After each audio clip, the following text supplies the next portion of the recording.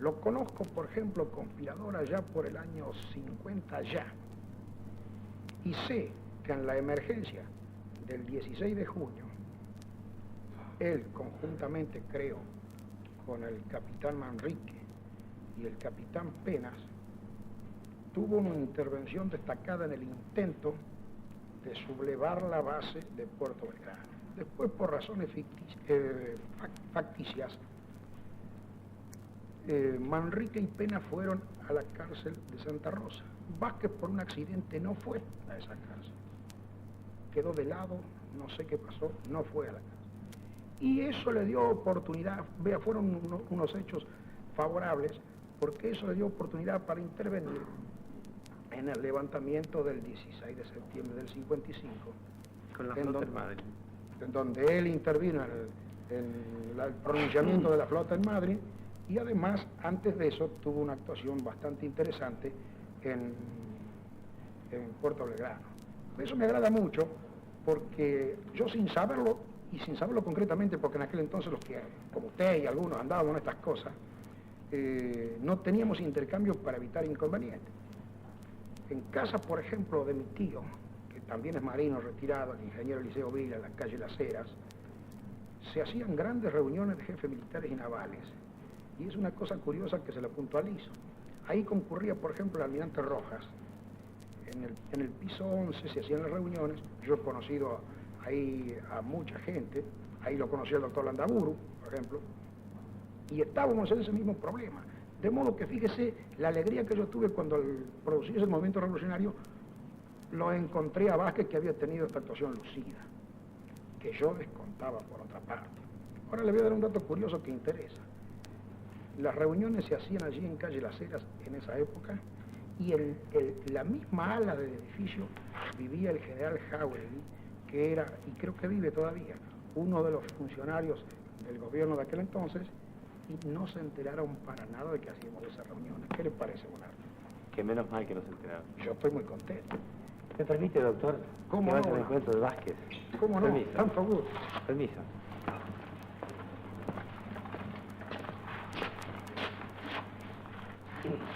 Vuelva, señor. Muy bien. Bueno, ya ve que estamos revisándole los principios. Y ya sabemos cómo, andando el tiempo, desde esa encantadora ciudad de San Nicolás, que los nicoleños se empeñan en señalarla como histórica, podemos ya ubicarlo en la escuela naval. ¿Tenía usted una gran vocación por la...? No, en realidad no. En realidad hubiera preferido tal vez ser arquitecto, pero, como dijo el doctor Vila, el azar de un anuncio puesto en un colegio me llevó a la escuela naval, y tan pronto entré me encontré, sí, muy cómodo, muy contento. Y a decir verdad, en lo largo de toda la vida, no solo no me he arrepentido, sino que estoy verdaderamente satisfecho. Y creo que es una de las grandes oportunidades que me ha dado la vida, el haber conocido no solo la Escuela Naval, sino todo lo que significa la Armada Nacional. Era muy difícil en términos de estudio la escuela naval, ¿verdad? Bueno, para los que entramos jóvenes, sobre todo para mí, que tenía poca base, porque el Colegio Nacional de San Nicolás no era digamos, uno de los primeros establecimientos del país, sino que era un poco débil en su enseñanza. Tuve grandes dificultades, y sobre todo los primeros años. Yo recuerdo, y lo recordaba recién con el doctor Vila, que tenía una fama usted de gran estudioso. Bueno, tal vez inmerecida, pero felizmente pude superar y pude recibirme. Y, en fin, lector sí, más que estudioso, lector sí. Supe que era gran lector, capitán. Bueno, al rebasar la escuela, al terminar su curso de la escuela naval, ¿cómo entra en el servicio? No hay un contraste en eso. Yo he oído alguna vez, quienes han sido oficiales me han señalado. Bueno, que sí, egresar... cuando uno se recibe, digamos, la intensa disciplina de la escuela naval hace que la inmediata actividad de a bordo defraude un poco. Es decir, es una labor rutinaria, nos parece rutinaria. Y pero no vienen de una vida en la escuela muy regida también. Sí, pero muy intensa. La vida de la Escuela Naval era, y creo que es, extraordinariamente intensa. Es decir, en un orden intelectual, científico. En un orden intelectual, científico y de actividades físicas y cursos. Claro. Es decir, todas las horas del día están ocupadas, incluso a veces las de la noche, para poder ganar un puesto más en los escalafones. Claro. Así que al recibirme, por supuesto, noté un poco de vacío en la, digamos, en la vida de a bordo, que fue nada más que un breve lapso. ¿Cuáles son las primeras tareas de un oficial recién recibido? Bueno, contar camisetas, le dicen, y es decir, es una broma, ¿no? Claro. La Marina tiene un sistema de formación del oficial en que los primeros años, efectivamente, el problema de la ropa interior, incluso los marineros, asume importancia. Es decir, es el cuidado del personal, el preocuparse porque el personal tenga bases de vida. Bases de vida las mejores que puede haber a bordo. Claro. De modo que esa preocupación uno tarda en entenderla. En los primeros años uno con eso se siente un poco demasiado preparado en nivel intelectual para dedicarse a esa tarea que puede parecerle inferior. Que por supuesto con los años uno cambia totalmente y se da cuenta que esa tarea de ocuparse de los hombres, al fin y al cabo el hombre es más importante que esa ciencia que se ha estudiado en la condición humana, más importante. Entonces sí uno empieza a valorar, digamos, esa actividad inicial, que también sigue a lo largo de toda la carrera, es decir, la preocupación del que dirige por sus hombres. Bien. Usted me dijo que fue un breve lapso eso, señor. ¿Por qué? Bueno, porque a los 2 años estaba en un pequeño buque patrullando en Tierra del Fuego y ya no había ningún problema, digamos. La actividad era tan apasionante, tan movida, tan incómoda, que, digamos, el vacío desapareció rápidamente. Claro. Estaba cubierto inclusive con incomodidades. ¿Cómo sigue su carrera? 2 años en un... Mi carrera entonces, vuelvo de nuevo a uno de los buques grandes, pero ya en otra función. En aquella época los buques tenían, digamos, el mito de la artillería. La artillería era una cosa, que me disculpe el almirante Garzón, que acaba de hablar, que ha sido unos próceres artilleros.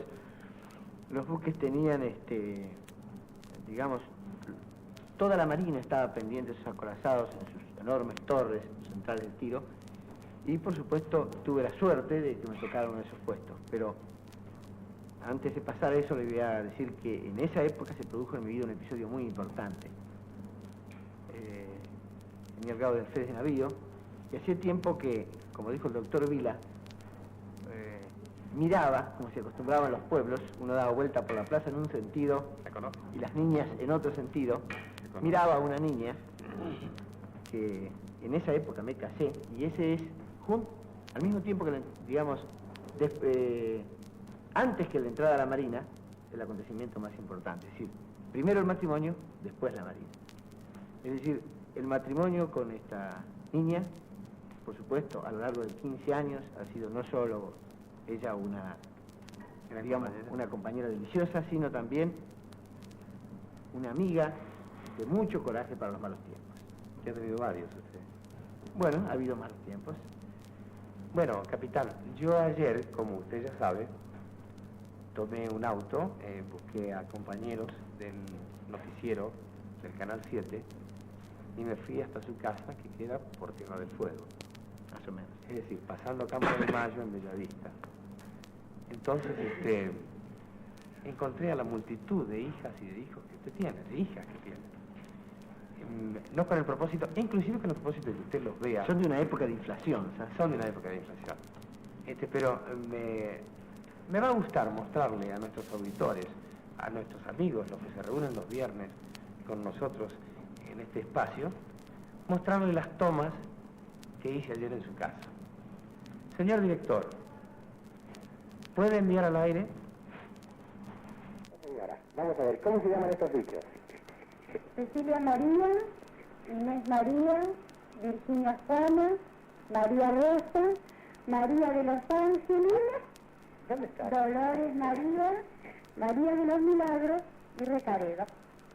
Esa es toda la familia. Esta es toda la familia. Y Los todas, padres y todas nicoleñas, y todos nicoleños. terminantemente. Por supuesto. Muchas gracias.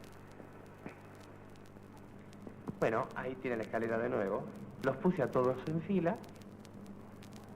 Le faltan 3 dientes en el portillo a esta nena.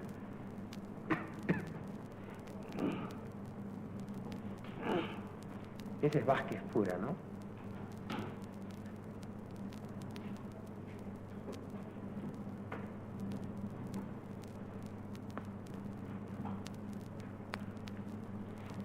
Fue muy gracioso porque yo les pregunté, a ustedes les gusta mucho más Bellavista que Perú, ¿no? Entonces se quedaron muy serias. Pero después les pregunté, ¿cuál es el mejor lugar del mundo? Entonces todas dijeron a coro, San Nicolás. Bueno, ¿cuántos son sus hijos, capitán? Exactamente 8. 8 hijos. Y un Recaredo. 7 Un varón. niñas. 7 niñas y un varón. Y la ida a la escuela cubren desde primer grado hasta primer año, ¿no? Así es. Decían mis amigos que, como el nombre Recaredo era tan feo, se resistía a venir. Bueno, pero ya está, yo lo vi. Sí, ya llegó. ¿Son estudiosas esas niñas? Bueno, felizmente sí. A pesar de todos la vida un poco de gitano, que es propia del oficial de Marina, hasta ahora, felizmente, no hemos tenido ese problema adicional. Claro. Señor, vale decir, usted ha tenido, como todo oficial de Marina, años de Río Santiago, Bahía Blanca, ¿cómo se llama base? Puerto Belgrano. Puerto Belgrano. Entiendo que después estuvo en la diplomacia. Estuve 2 años de grado naval en el Perú, que fueron realmente una oportunidad muy agradable de conocer ese país, ya que uno ahí se siente prácticamente en su casa, de modo que no fue una experiencia diplomática, sino conocer, digamos, una gran familia que nos incorpora a nosotros los argentinos como realmente como hermanos, y el único trabajo fue distribuir el tiempo de modo de atender toda la cantidad Claro. de amabilidades de que uno era objeto. Señor Vázquez, ¿me permite que le haga una pregunta? Me preguntaron si usted era un católico activo y militante. Sí. Sí, soy católico. Al decir la palabra militante, no sé cuál es el alcance. Yo soy lo que se dice un católico práctico. Es decir, podría decirse que la combinación que formo en este momento, militar, católico y jefe de policía, es realmente peligrosa según algunas ideas algunas corrientes ideológicas. Y según algunas experiencias que hay en el país. Bueno, con relación a eso le quiero decir que en lo que hace a la función pública, mi condición de militar espero que me dé energía para la tarea que debo emprender. En cambio, en cuanto a mentalidad, y a lo que se suele llamar mentalidad civil y mentalidad militar, que también es un esquema bastante falso, espero que, de acuerdo a esa forma de llamar las cosas, obre con mentalidad civil. En cuanto al otro aspecto, al aspecto religioso, sí, soy católico práctico. Pero en la función pública, como dice al César lo que es del César y a Dios lo que es de Dios. Claro. Buena respuesta, capitán. Señor, no se puede, de la gente de nuestra generación, de la gente que está cerca de los 40 años, y de quienes han desarrollado gran parte de esos años dentro de las Fuerzas Armadas, es imposible no inquirir en qué lado y dónde estaban en tales circunstancias. Por ejemplo, el 4 de junio de 1943, ¿dónde estaba, señor? Estaba en una cañonera en el Río de la Plata. ¿Era Pero no realmente era oficial, pero hasta, digamos, esa revolución me sorprendió, no la no imaginaba en aquella juventud, digamos, que se pudieran producir esos acontecimientos. Estaba totalmente ajeno al Por aquella problema. época en la Marina era imposible soñar de que alguna vez... Bueno, por lo menos para mi edad, para mi jerarquía, el asunto nos sorprendió como un hecho insólito. En aquella época, digamos, las inquietudes de carácter político se dividían más en aliadófilos y germanófilos. Estaba más presente la guerra europea que la política nacional. Exacto. De modo que incluso nuestra actitud ante el episodio nacional fue más vinculado a la guerra europea que a la política nuestra. Es que inclusive era bastante así. Es decir, los que eran germanófilos en mi buque, hecho un hecho curioso, eran partidarios del gobierno del presidente Castillo y se hicieron inmediatamente partidarios de la revolución. Y los que éramos aliadófilos quedamos siempre en la oposición. Es decir, claro, tuvimos la intuición de que tanto lo uno como lo otro eran dos formas de la democracia y del apoyo a los aliados no muy firmes. Bien, buena definición. Señor, le puedo preguntar, ¿puede preguntársele a un oficial de Marina en qué circunstancia, aunque esté en retiro efectivo o activo, en qué circunstancia figura en sus antecedentes el primer momento conspirativo? Bueno, le diré, en mi vida hay dos conspiraciones, una que comenzó aproximadamente el 17 de octubre. El 17 de octubre comenzó una desordenada conspiración que terminó con un movimiento de indisciplina unos 3 meses después. Esa conspiración murió porque el éxito electoral, es decir, el resultado electoral del año 46, fue tan definitivo que evidentemente conspirar era un atentado. Conspirar para la democracia frente a ese testimonio popular era evidentemente un contrasentido. Claro. Porque esa fue en mi experiencia, una primer lección, si se quiere, de lo que a veces el hombre de armas está alejado de las corrientes populares y no advierte que su dinámica puede ser contraria a lo que realmente quiere conseguir. Es decir, que lo que quiere conseguir son otros frutos que los que otros lograría por frutos esa claros. vía. Entonces, pasaron años, pero ese mismo grupo de gente, que entonces se vinculó por una misma inquietud democrática, comenzó a preocuparse. ¿Pasaron años cuántos? Casi 6. Sí, más de 6. Para mí 7. Es decir, en la órbita de mis amigos, la primera revolución, la de General Menéndez, prácticamente nos sorprendió. Tardó más o menos un año más en, digamos, volver a gestarse la convicción de cada uno de que se iba a producir la necesidad de un movimiento en un plazo, digamos, no muy lejano, y que convenía prepararse mental y prácticamente para esa hipótesis.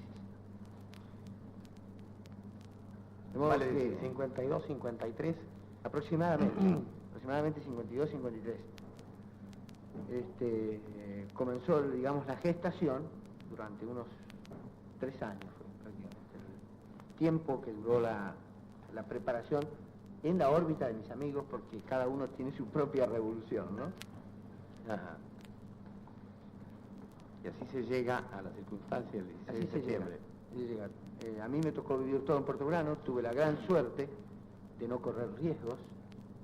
Lo que dijo recién el doctor Vila de por qué no me habían llevado preso, por una razón. Porque mis camaradas, que, digamos, estaban en aquel momento de acuerdo con el gobierno, fueron muy nobles. Mis camaradas, tanto mis superiores como amigos que tengo, que no coincidían con mis ideas y no coincidían con la revolución, fueron muy nobles. Es decir, no hubo denuncias, no hubo ninguna clase de persecución, de modo que para mí la revolución no fue, digamos, la conspiración, un acto de heroísmo, sino más bien un acto de trabajo. Es decir, se hizo mucho trabajo, sí es cierto, con mucha gente, para que ese momento nos sorprendiera con una organización eficaz, conocimiento del personal, de lo que podíamos esperar, y conocimiento de nuestro teatro de operaciones para lo que se preveía. Como que trabajo sí, riesgo no. Nosotros transmitíamos en esa época de Radio Espectador de Montevideo. Estábamos muy preocupados por lo que podía suceder.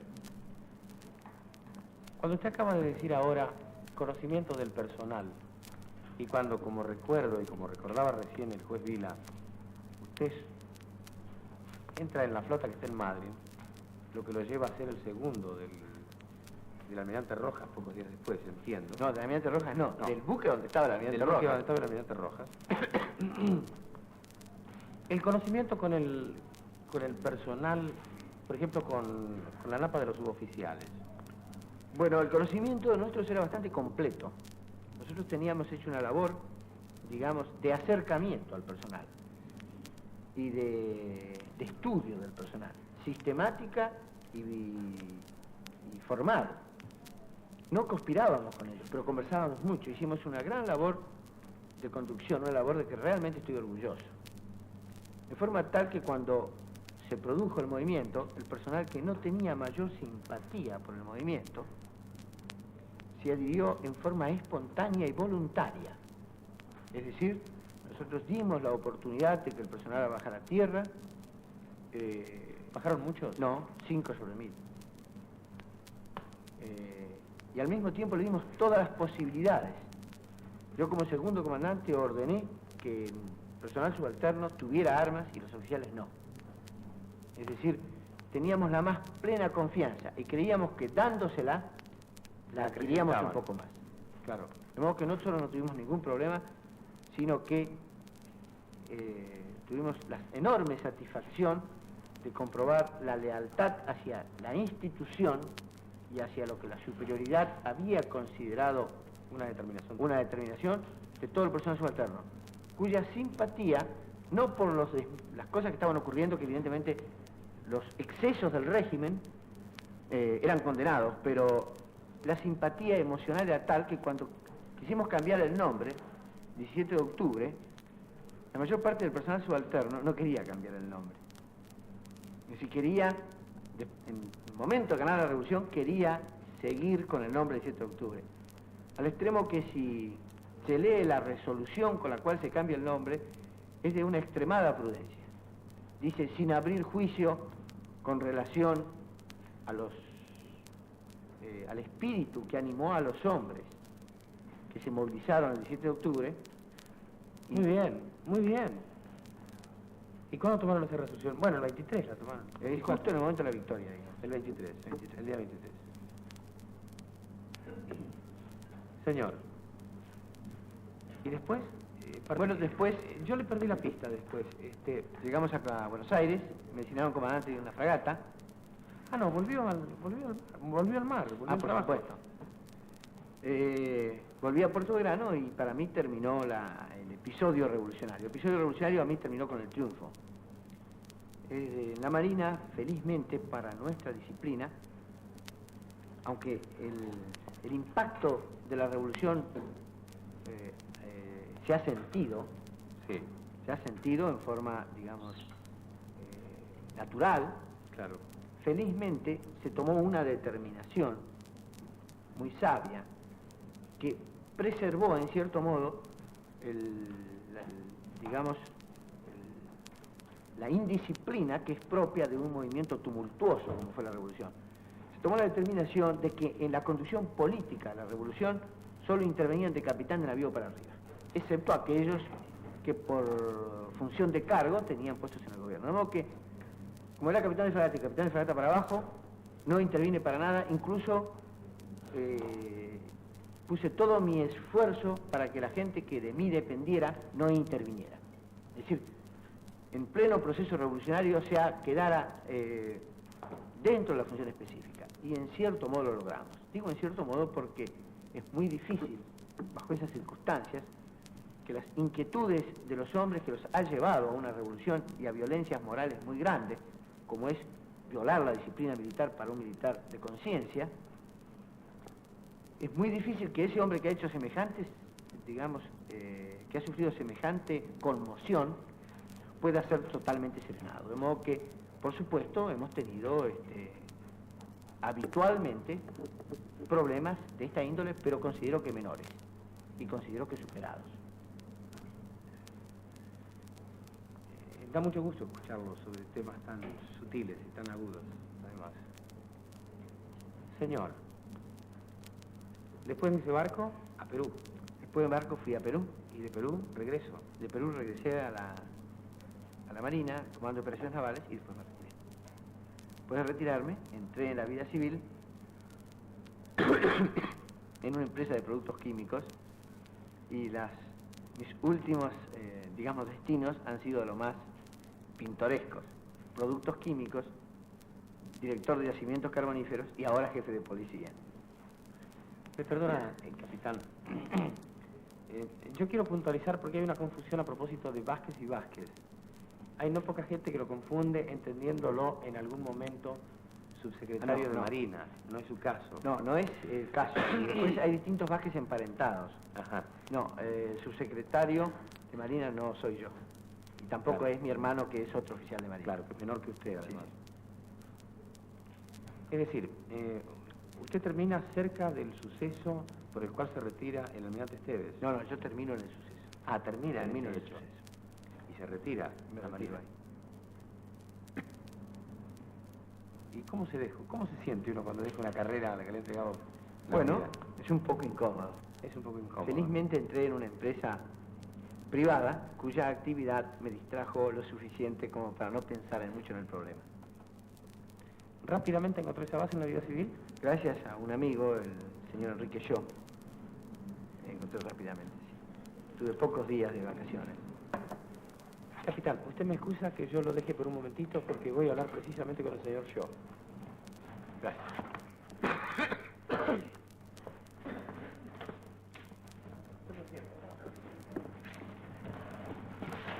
No, usted más para acá. Señor Shaw, ¿nos ha escuchado? Perfectamente bien y seguido con mucho interés. Va a Que llegar. por otra parte conocía. Claro. Señor Shaw, hemos llegado al momento en que el señor Vázquez me dice que un viejo amigo de él le dice que venga a trabajar en una empresa privada.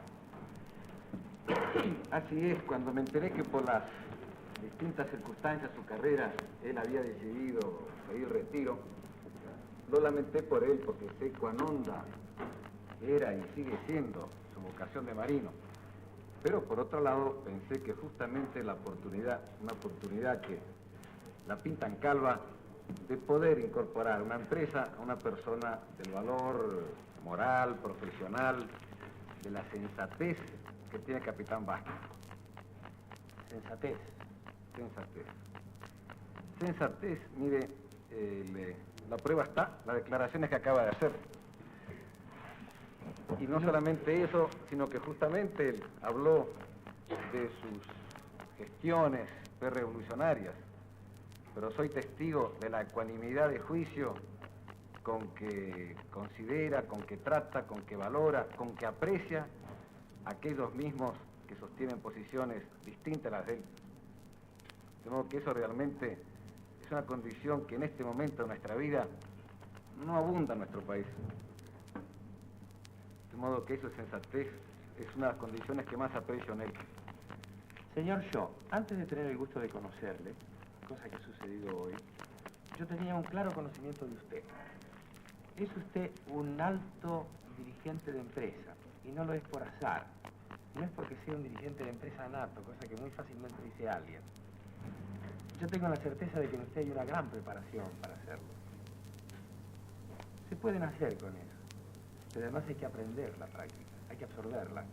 Y eso no se hace sin carácter, sin voluntad y sin afinamiento espiritual y mental. Eso es lo que yo creo de usted. No sé si lo Entonces- tengo, trato.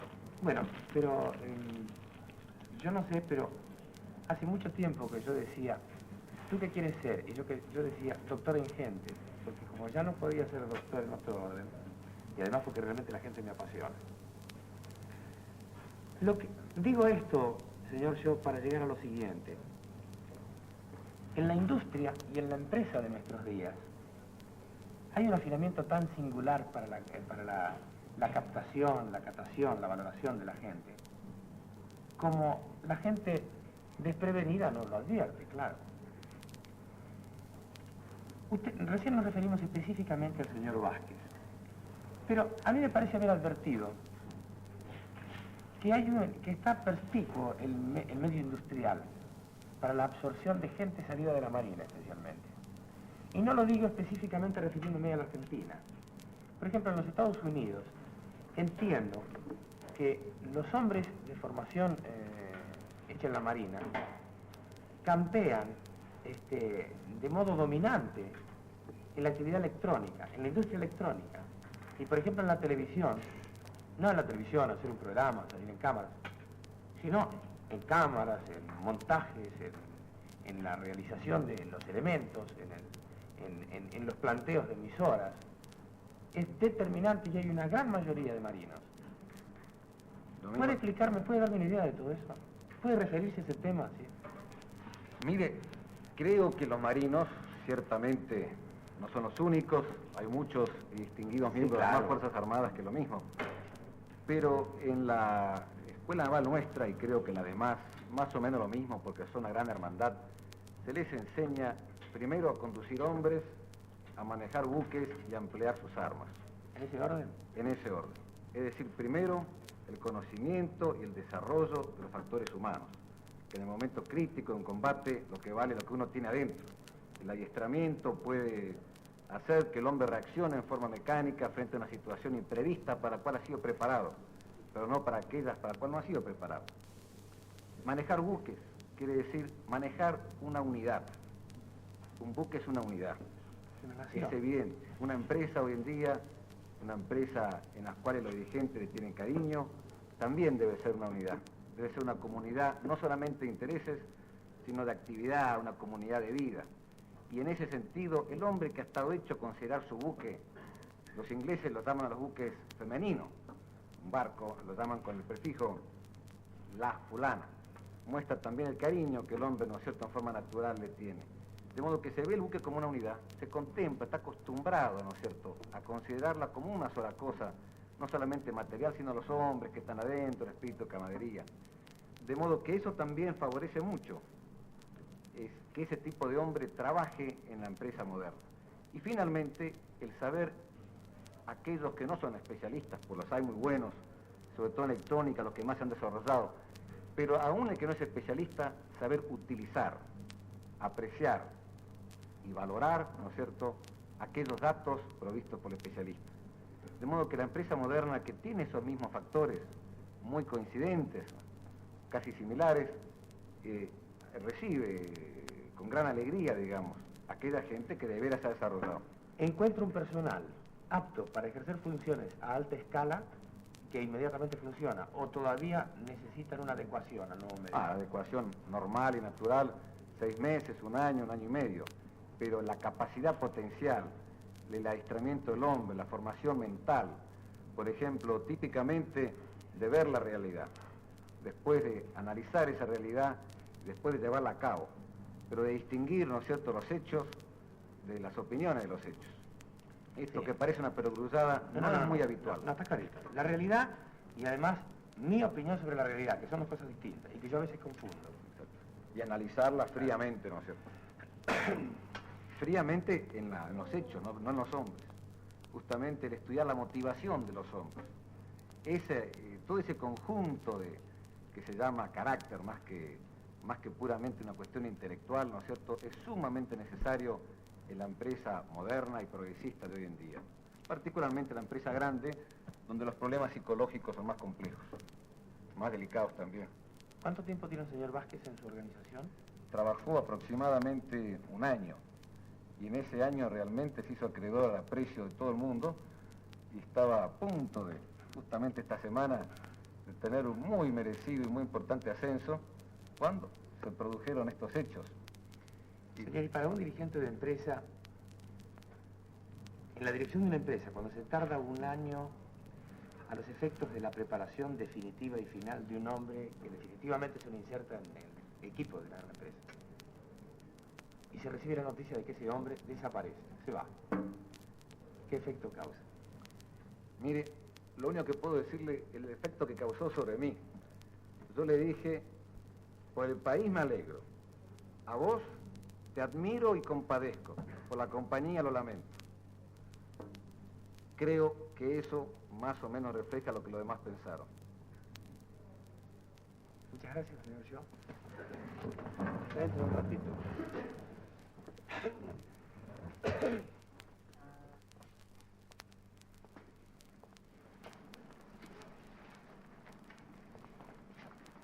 Señoras y señores, voy a tener el gusto ahora de conocer y de presentarles a los distinguidos oficiales que están al lado del capitán Vázquez en la nueva tarea que desempeña en la Policía Federal. Capitán Bonomi. Sí, lo conozco, señor capitán. Capitán Popó de Secundinia. Encantado de conocerlo, señor. ¿Cómo lo siento?